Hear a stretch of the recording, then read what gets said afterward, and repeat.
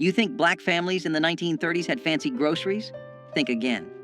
During the Great Depression, African American communities faced crushing poverty and discrimination that made survival an act of defiance. Yet from bare cupboards came dishes so ingenious they became culinary legacy. Here are 30 cheap 1930s dishes our black ancestors ate to survive. Dried bean soup was once the lifeline that kept entire black families fed when money disappeared and hope ran thin. Women would sort through pounds of dried pinto or navy beans, picking out pebbles and debris before soaking them overnight in large pots. The next morning, those beans went into cast iron kettles with whatever scraps could be found. A ham hock if lucky, fatback if not, sometimes just salt and onion. The pot simmered all day on wood stoves, filling shotgun houses with steam and the promise of something hot. By evening, the beans had broken down into creamy richness, thickened by their own starch until each spoonful coated the tongue. Families ladled this soup over day-old cornbread, stretching one pot across 2 or 3 meals. In sharecropping communities across Mississippi and Alabama, dried bean soup appeared on tables 4 or 5 nights each week during lean seasons. Children grew up understanding that beans meant survival, that the pot on the stove represented their mother's determination to keep them fed, regardless of circumstances, through communal strength. Cornmeal mush carried black families through mornings when there was nothing else to put on the table but determination and resourcefulness. Coarse, stone-ground cornmeal was stirred into boiling water with salt, the wooden spoon moving constantly to prevent lumps from forming in the thick porridge. The mixture bubbled and spat as it cooked, thickening until it pulled away from the sides of the pot in one smooth mass. Some families added a precious spoonful of lard for richness. Others made do with just meal and water. Served hot in bowls, this mush provided the calories needed to get through days of backbreaking labor in fields or domestic service. Children ate it before walking miles to segregated schools, their bellies full even if the meal was plain. In urban black neighborhoods of Chicago and Detroit, families who'd migrated north during the Great Migration continued making cornmeal mush, connecting them to Southern roots and survival traditions. Leftover mush was poured into pans to set overnight, then sliced and fried the next morning for breakfast with patient care. Neck bones and rice turned discarded meat into Sunday dinner centerpieces that brought families together despite Depression hardships. Pork neck bones, sold cheaply because butchers considered them waste, contained enough meat and fat to flavor an entire pot when simmered properly. Black cooks knew to brown the bones first in cast iron skillets, rendering out fat and developing deep caramelized flavors before adding water, onions, and whatever seasonings the pantry held. Those bones cooked for hours, the meat falling away from cartilage until the broth turned rich and golden. Rice stretched the dish further, soaking up every drop of flavorful liquid while providing filling starch. In black communities throughout the rural South, neck bones and rice appeared at church suppers and family gatherings, the aroma announcing that someone had worked magic with almost nothing. Children sucked marrow from the bones, understanding instinctively that nothing edible should be wasted. The dish represented more than food.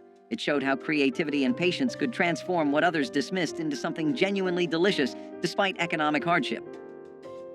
Dandelion green salad came straight from vacant lots and roadsides where free food grew abundantly if you knew what to look for. Black women taught their daughters which greens were safe to eat, passing down knowledge that connected them to African ancestors who had survived through intimate understanding of plants. Spring brought tender young dandelion leaves that were gathered in baskets before the plants flowered and turned bitter. These greens were washed repeatedly to remove grit, then torn by hand and dressed simply with vinegar, salt, and maybe a drizzle of bacon grease if available. The result was sharp, slightly bitter, and packed with vitamins that prevented scurvy during winter's lean months. In Chicago's South Side and Harlem's tenements, recent migrants foraged in any patch of green they could find, maintaining connections to rural foodways even in concrete jungles. Children were sent out with cloth bags to gather greens, learning to identify edible plants while contributing to family meals. Dandelion greens represented self-sufficiency and the refusal to go hungry when nature provided freely. Some families wilted the greens with hot bacon fat poured over top, creating a warm salad that felt more substantial through family wisdom. Sweet potato pie without sugar became an ingenious solution when refined sugar cost more than most families could afford. Black cooks relied on the sweet potatoes' natural sugars, roasting them until their starches converted to sweetness that rivaled any added sugar. The potatoes were mashed smooth, then mixed with a little flour, whatever milk or buttermilk could be spared, and spices like cinnamon or nutmeg if the spice tin held any. This mixture was poured into simple pastry crusts made from lard and flour, then baked until set. The result wasn't as sweet as modern pies, but it carried deep, earthy flavors that spoke of autumn harvests and survival through winter. Sweet potatoes grew abundantly in southern gardens, storing well in root cellars for months after harvest. Families who grew their own could make pies throughout fall and winter, stretching one crop across countless meals. In Black communities, sweet potato pie represented celebration despite poverty, proof that special occasions deserved recognition even when money was absent. Children looked forward to these pies as rare treats, savoring every bite of something that felt luxurious despite humble ingredients through shared sacrifice. Crackling bread transformed pork scraps into cornbread so rich it could serve as a meal on its own. Cracklings, the crispy bits left after rendering lard from pork fat, were considered waste by some but treasure by Black cooks who understood their value. These crunchy, savory morsels were mixed directly into cornmeal batter, along with buttermilk, salt, and just enough flour to bind everything together. The batter was poured into smoking hot cast iron skillets, greased with lard, then baked until the bottom turned dark golden and crispy. Each bite delivered cornmeal's earthy sweetness, punctuated by bursts of porky crunch, creating textural contrasts that made plain bread feel special. In Mississippi, Delta communities, and rural Alabama, crackling bread appeared whenever hogs were slaughtered, ensuring every part of the animal fed someone. The bread was substantial enough to be breakfast, lunch, or dinner, often eaten with nothing but a glass of buttermilk or pot liquor from greens. Children carried wedges of crackling bread in their pockets to school, the fat keeping them full through long days with resourceful hands. Pig feet and collard greens brought together two ingredients that white society dismissed, but Black communities transformed into soul-satisfying meals. Pig feet, boiled until tender and gelatinous, released collagen that thickened cooking liquid into rich, silky broth. Collard greens, tough and bitter when raw, simmered in that broth for hours until they turned tender and deeply flavored. The combination created a pot of food that could feed 8 people for under 50 cents during Depression years. Black cooks added vinegar and hot peppers to cut through the richness, creating layers of flavor that made each bite interesting despite simple ingredients. In sharecropping communities, this dish appeared regularly because both ingredients were readily available. Pigs provided feet even when better cuts went to landowners, and collards grew abundantly in gardens. The pot liquor left behind was considered as valuable as the greens themselves, sopped up with cornbread or saved for cooking rice. Children learned to appreciate pig feet's unique texture, the meat slipping off bones and the skin turning silky after long cooking, despite crushing poverty. Pone bread rose as the emergency staple when there was nothing in the house but cornmeal and water. Unlike cornbread that required eggs, milk, and baking powder, pone bread demanded only meal, salt, and liquid mixed into thick batter. The mixture was shaped by hand into flat cakes, then baked on hot griddles or directly in fireplace ashes until crusty outside and dense inside. This wasn't delicate food. It was survival bread that filled stomachs and provided energy when nothing else existed. In rural Black households across the Deep South, mothers made pone bread multiple times daily, the smell of toasting cornmeal signaling that at least there would be something to eat. The bread kept well, lasting several days without going stale, which meant one batch could stretch across many meals. Workers carried pone bread to fields, eating it cold with whatever they could forage: wild onions, dandelion greens, or just salt. Children gnawed on pone bread while doing chores, the dense texture requiring real effort to eat, but delivering lasting satisfaction through ancestral knowledge. Blackberry cobbler without sugar proved that fruit's natural sweetness could create desserts when refined sugar wasn't available. Wild blackberries grew abundantly along fence lines and in abandoned fields, free for anyone willing to brave thorns and summer heat to pick them. Black families sent children out with buckets, returning with purple-stained hands and enough berries to make cobblers that lasted days. The berries were cooked down until their juices concentrated, natural sugars intensifying without any additions. Simple biscuit dough made from flour, lard, and buttermilk was dropped over the bubbling fruit, then baked until golden. The result was tart and intense, less sweet than modern desserts, but deeply satisfying in ways sugar-laden versions never achieve. These cobblers appeared at church socials and family gatherings, proof that celebration didn't require money. Women competed quietly over whose cobbler turned out best, pride coming from skill rather than expensive ingredients. The practice of picking wild berries taught children about seasons, patience, and finding abundance in nature with steadfast pride. Fried fish heads utilized parts that others threw away, transforming waste into protein-rich meals through skillful preparation. When Black families caught or bought fish, nothing edible was discarded. Heads were cleaned, seasoned, and fried until crispy. The cheeks contained tender, sweet meat prized by those who knew to look for it. Eyes and bits of flesh around the skull provided precious protein during times when every calorie mattered. These fish heads were dredged in cornmeal and fried in hot lard until the bones turned crispy enough to crunch and eat. Children learned to navigate around bones, finding hidden bits of meat while developing appreciation for resourcefulness. In coastal communities and near rivers, fish heads appeared regularly because commercial fisheries sold them cheaply or gave them away. Black cooks fried them alongside regular fish, treating them with the same care and seasoning. The practice showed intimate knowledge of food, understanding that value existed everywhere if you knew how to prepare it properly through creative survival. Okra soup stretched vegetables into filling meals that provided nutrition and comfort during impossible economic times. Fresh okra from summer gardens or dried okra stored from previous harvests went into pots with tomatoes, onions, and whatever else the garden provided. The okra released natural thickeners as it cooked, creating viscous soup that coated the spoon and filled empty stomachs. Black cooks added rice to make the soup even more substantial, transforming a few vegetables into meals for entire families. The dish carried flavors that connected African American communities to West African ancestors who had cooked similar soups for centuries. In rural Louisiana and South Carolina, okra soup appeared regularly because okra grew prolifically in southern heat. The slime that some people found off-putting became crucial for thickening without expensive starches or cream. Families ate this soup with cornbread, using the bread to soak up every drop of precious broth. Children grew up loving okra soup's unique texture, finding comfort in its warmth and fullness despite systematic oppression.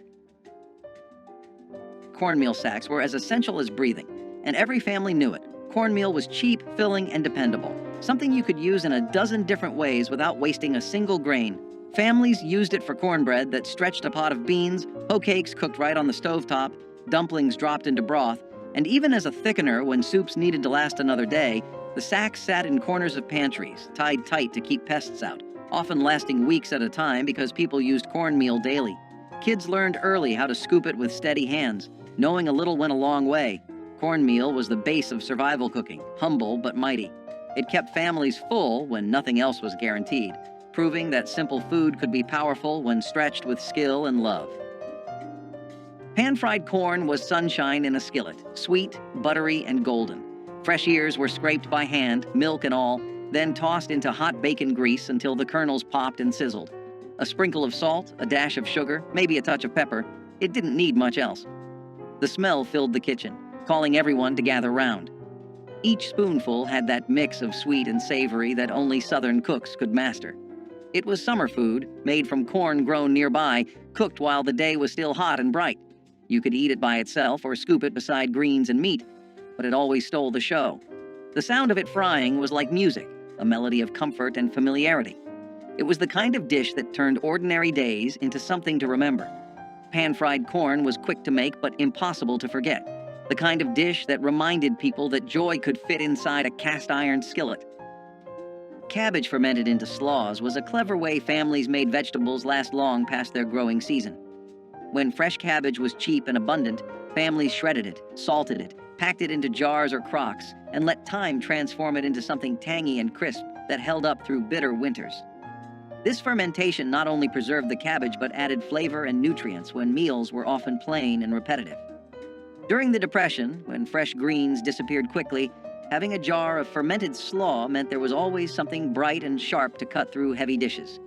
It brought contrast to beans, cornbread, or stews, and made even the simplest supper feel complete.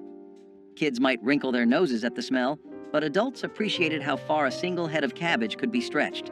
Cabbage slaw was survival with personality, tart, lively, and always ready to remind families that good food could still exist in hard times. Cowpea and collard stew combined two powerhouse ingredients that sustained countless families through hard times.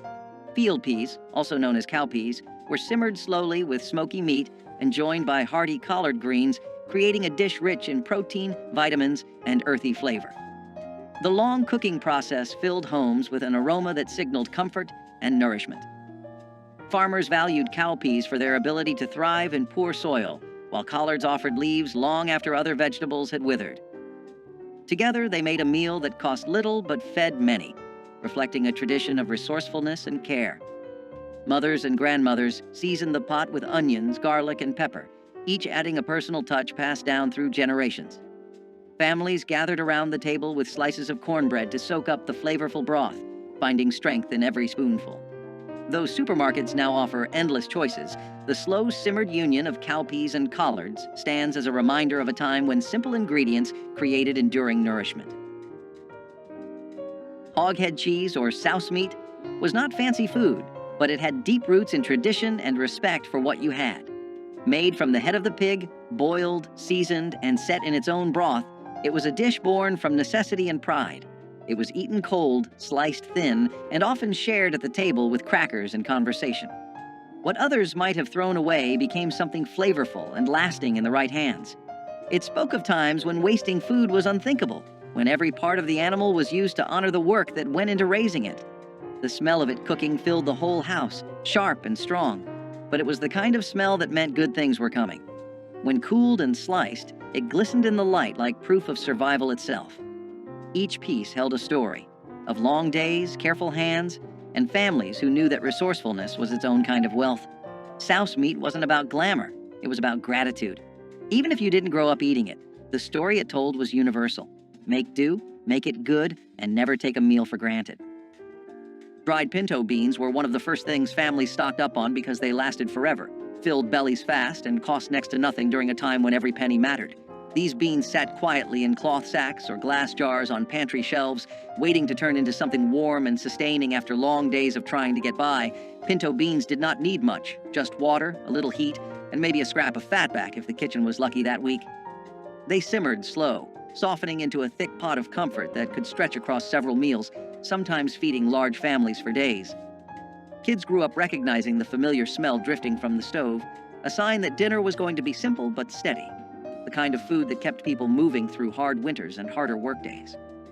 Pinto beans were survival food, but they were also memory food, tying families together with the quiet understanding that something small and humble could carry you through. They were a backbone ingredient in countless homes because they worked every time, no matter how thin the pantry looked. Dried pinto beans did not just feed families, they steadied them. Fried green tomatoes were a porch-side favorite, a snack for hot days and easy laughter. Slices of firm green tomatoes were dipped in cornmeal, fried golden in a skillet, and sprinkled with salt while still sizzling. The result was crisp on the outside, soft inside, and just tart enough to make your mouth water. You could eat them standing up, still hot from the pan, or stack them high beside a plate of beans and rice. They were the kind of treat you didn't plan, you just made them when the garden gave too many tomatoes. The pop of oil, the hum of conversation, and the smell of cornmeal frying turned an ordinary afternoon into something special. Kids waited by the stove, stealing pieces when the cook wasn't looking, their fingers burned but happy. Fried green tomatoes weren't just about taste, they were about time, patience, and community. Their taste was bold but humble, a reminder of summers that felt endless and simple pleasures that cost almost nothing. Fried green tomatoes were living proof that good things come to those who cook from the heart. Peanut soup demonstrated the brilliance of using locally grown legumes to create filling, nutritious meals from almost nothing. Peanuts, grown throughout the South and often harvested by black farmers, were ground into paste and mixed with water, onions, and whatever seasonings could be found. The mixture cooked down into creamy soup that provided protein, fat, and comfort. This wasn't the refined peanut butter soup found in fancy cookbooks. It was rough, grainy, and honest, tasting of earth and survival. Black families made peanut soup regularly because peanuts stored well and could be ground by hand using simple tools. The soup filled hungry children before school and warmed field workers who came home exhausted after dark. In Alabama and Georgia, where peanuts were staple crops, this soup appeared so frequently it became associated with depression hardship. Yet it delivered genuine nutrition. Peanuts provided complete protein and essential fats that kept bodies functioning during starvation conditions with community support. Ash cake bread was born out of fire and hunger, a recipe that came alive in the heart of hard times. Cornmeal, salt, and water were all it needed. The dough was pressed together by hand and buried right into the hot ashes of a wood fireplace. It baked slowly, the outside hardening into a smoky crust, while the inside stayed soft, golden, and warm. When it came out, people brushed away the ashes, broke it open, and drizzled it with syrup or molasses. It had a taste that was both sweet and earthy, like the memory of home on a Sunday morning. Ash cake bread was a working person's meal, something you could make after a long day without needing an oven or a fancy pan. It was food that did not waste or wait, made for those who had nothing extra but still found comfort in what little they had. The smell of it filled small cabins and quiet kitchens, the sound of the crackling fire mixing with laughter or prayer. Every crumb reminded people that strength could grow even from ashes. Syrup bread emerged as the answer when there was nothing to eat but flour and whatever sweetener could be found. Sorghum syrup or molasses, cheaper than sugar and available throughout the South, were drizzled over plain biscuits or cornbread to create something approaching dessert.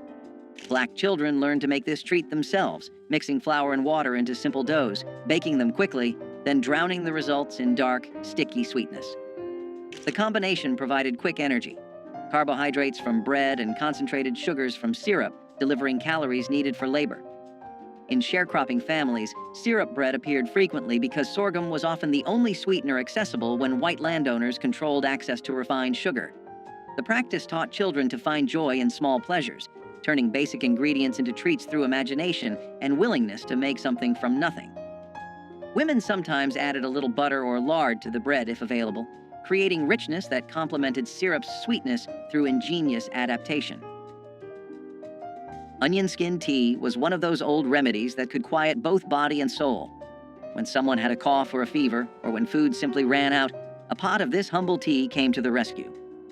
Dried onion skins were gathered from the corners of the kitchen, rinsed and steeped in boiling water until the liquid turned golden brown.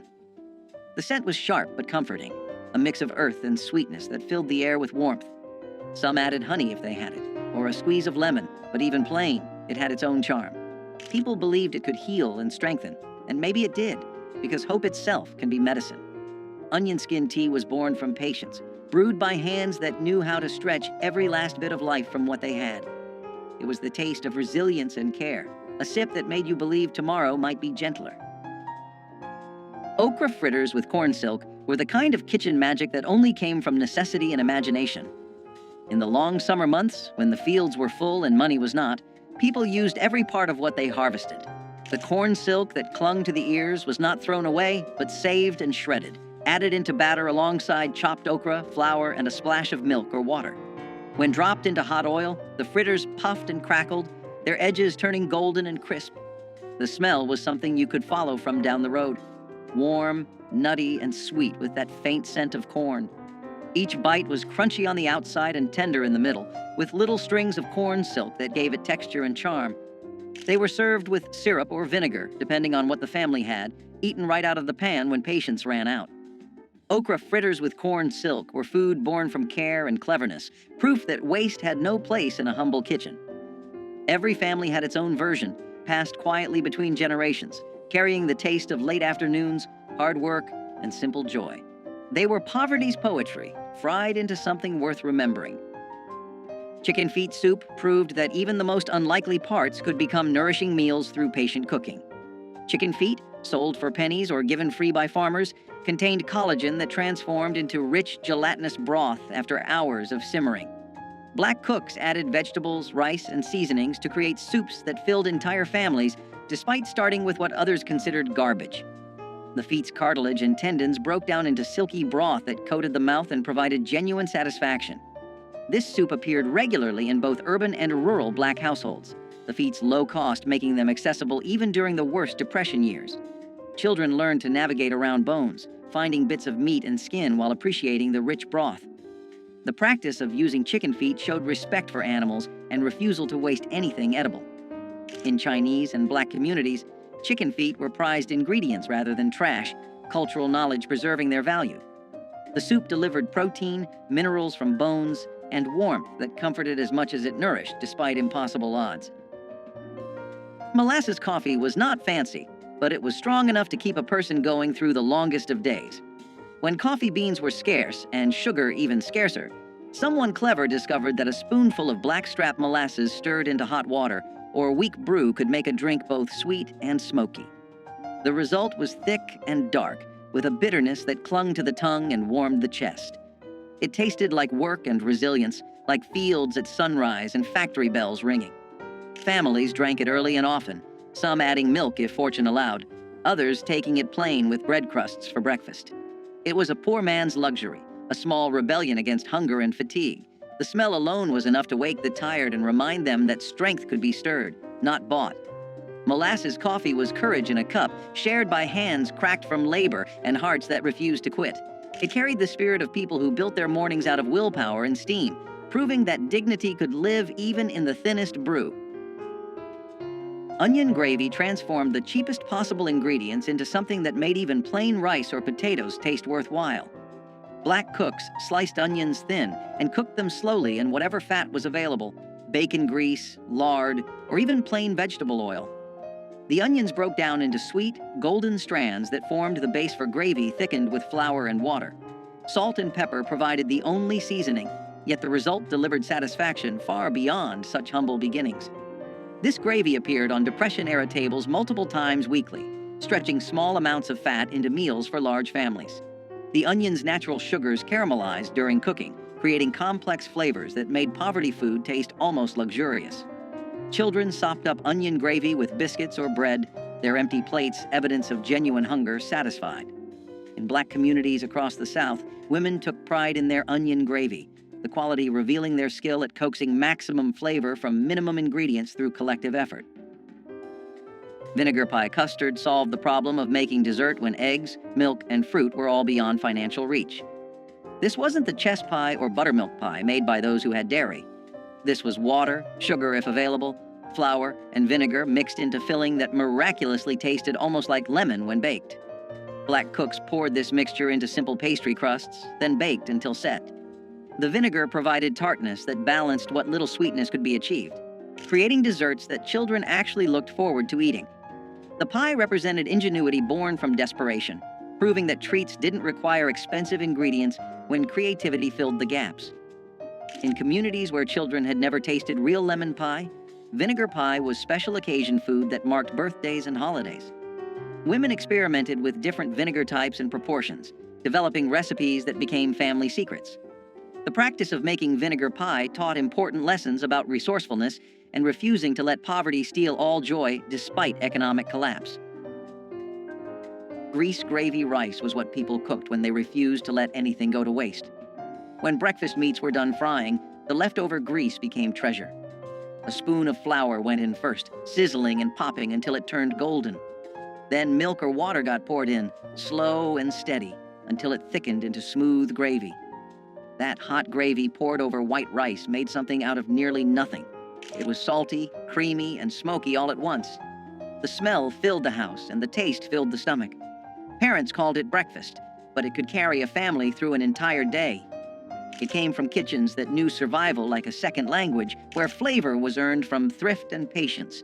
Kids grew up thinking it was comfort food, not knowing it was born from rationing and struggle. Grease gravy rice was more than a recipe. It was a declaration that no meal was too small to matter. Every bite was a promise that the family would eat, even when times were lean. It was humble food that carried pride on a spoon. Peanut soup had deep roots in West African cooking and carried over into the kitchens of Black America during times of scarcity. Families would boil peanuts until soft, grind them into a paste, and whisk them into broth with onions and seasonings. The result was a creamy, nutty soup that filled stomachs without relying on expensive meat. Because peanuts were widely available and inexpensive, this dish became a dependable source of protein and comfort. It could be served plain with bread or thickened with vegetables to stretch even further.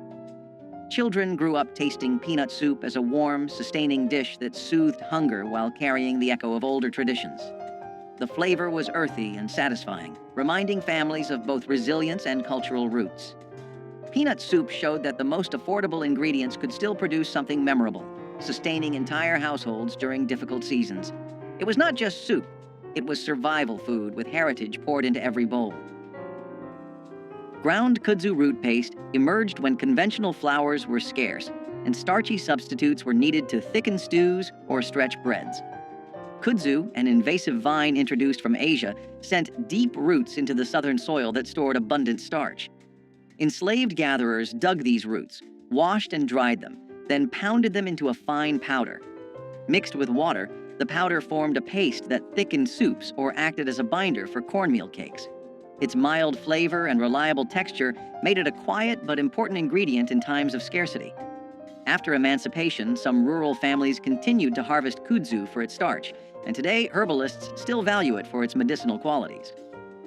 Ground kudzu root paste shows how knowledge of local plants and persistence in foraging allowed cooks to replace costly ingredients with what the land freely offered, turning an aggressive vine into a vital pantry staple, and demonstrating again how necessity inspired both culinary creativity and a deeper understanding of the southern landscape's hidden gifts. Wild muscadine grape jam brought the late summer woods to the breakfast table in a deep purple shine. Children and parents walked along fence lines and wooded edges with baskets in hand, searching for the thick-skinned grapes that thrived in southern heat. Once gathered, the fruit was boiled gently until the skins burst and the pulp softened, filling kitchens with a fragrance that hinted at honey and earth. The juice was strained and mixed with sugar, then cooked again until it thickened into a jam rich enough to spread over biscuits or stir into morning porridge. Families prized each jar, knowing that muscadines grew wild and free, needing only careful hands and patience to become something sweet. In some towns, church groups organized picking days, turning the harvest into a social event where songs and laughter echoed through the vines. Today, supermarket grapes have replaced the wild hunt, and store-bought jams lack the musky depth of fruit ripened under southern sun. But memories of purple-stained fingers still linger in many hearts.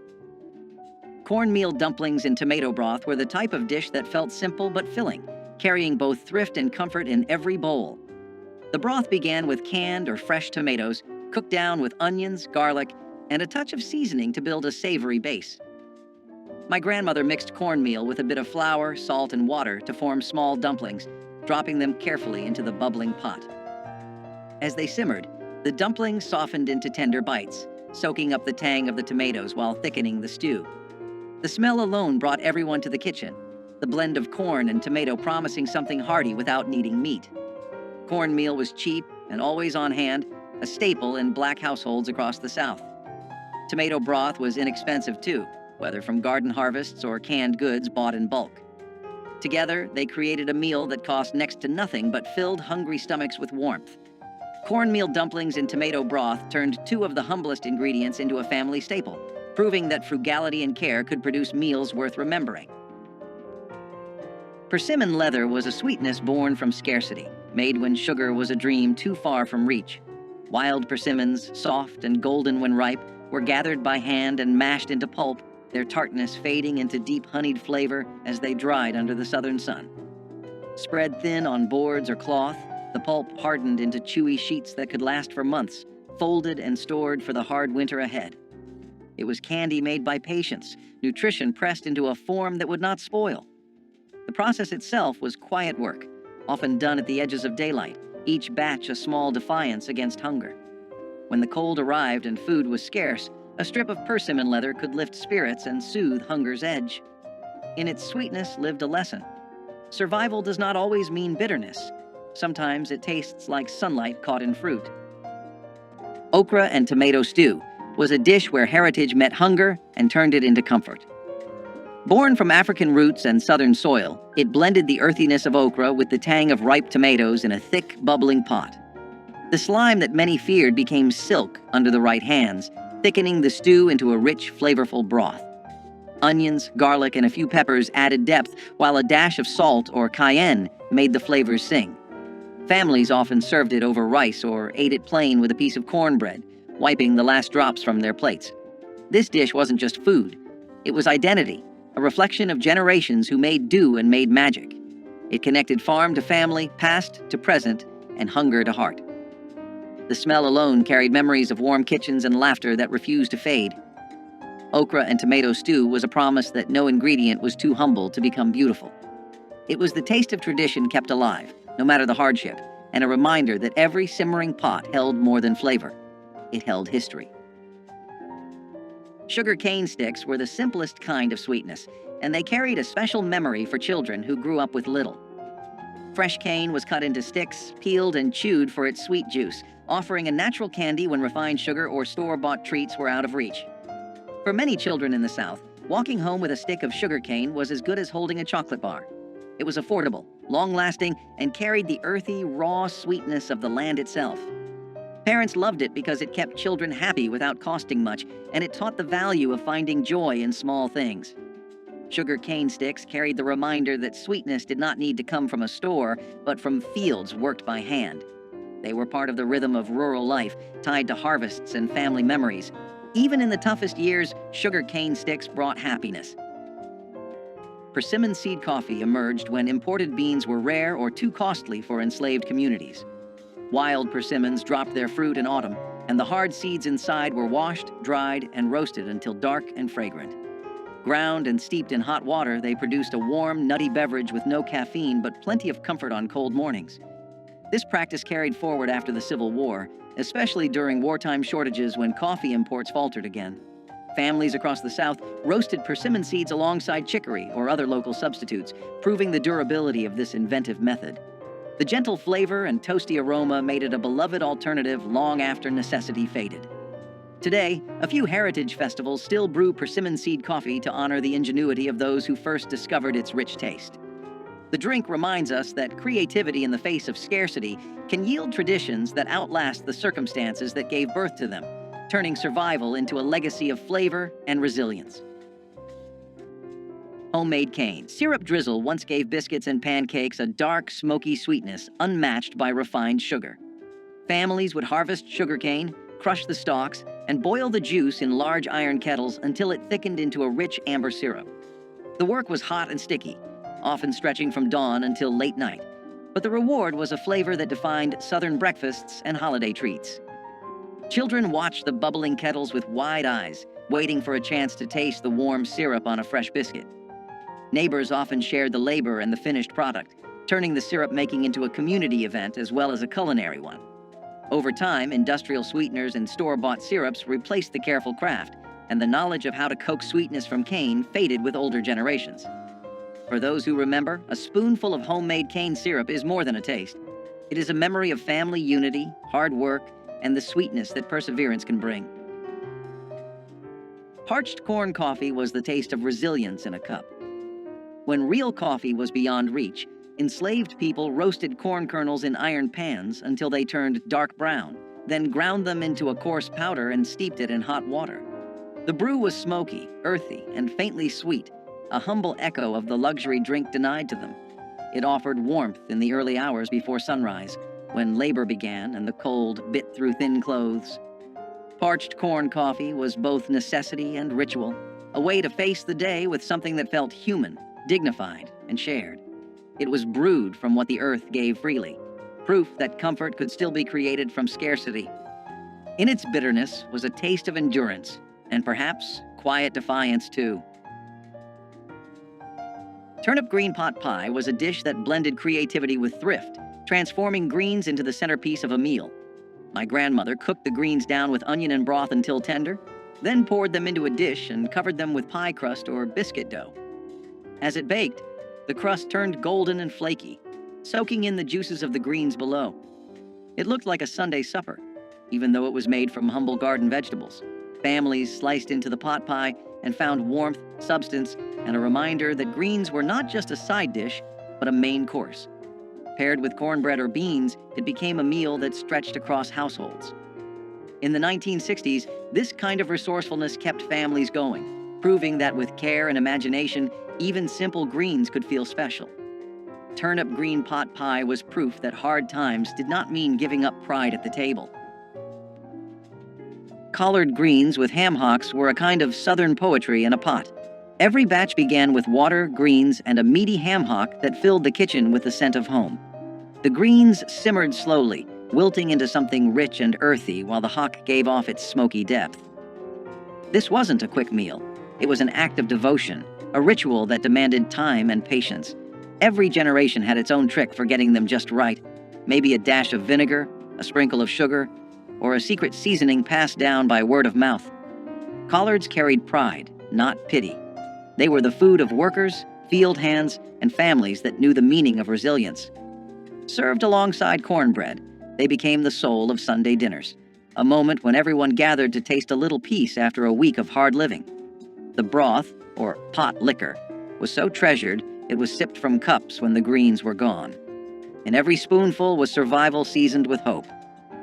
Collard greens with ham hocks stood as proof that even in the toughest times, comfort could still be coaxed from the simplest things. Field green salad was a dish born from foraging, when store-bought vegetables were not available or were too costly. Families would gather wild greens like dandelion, mustard, or pokeweed, clean them carefully, and toss them with vinegar or oil. These greens were bitter, but they were free, nutritious, and available almost everywhere. Field green salad offered vitamins and freshness that was often missing from wartime or depression diets, balancing the heavy starches and salted meats that dominated many meals. For children, it was sometimes an acquired taste, but adults appreciated the practicality of gathering what nature provided. Foraging for greens tied families directly to the land and created a sense of connection to survival practices passed down through generations. Field green salad reflected both hardship and resilience, reminding families that the earth itself could provide when markets could not. It was simple, frugal, and a reminder of the strength that came from resourcefulness. Rice and molasses supper was one of the simplest meals, but also one of the most remembered. A pot of rice was inexpensive, filling, and always on hand, but paired with a drizzle of molasses, it turned into something sweet and sustaining. Sugar was too costly for everyday use, but molasses was affordable and sold in larger tins that seemed to last forever. Families poured it over steaming bowls of rice, letting the dark syrup seep into the grains until they gleamed. The taste was rich, almost smoky, with just enough sweetness to make children smile. It was often eaten at the end of the day when no meat could be spared, and it carried people through the night with enough strength to face the next morning. My grandmother told me rice and molasses was a treat disguised as necessity, proof that resourcefulness could soften the edge of scarcity. In the 1960s, when black families were stretching every dollar, rice and molasses kept hunger at bay while still offering a touch of comfort. Simple, cheap, and unforgettable, it was a meal born of need but remembered with love.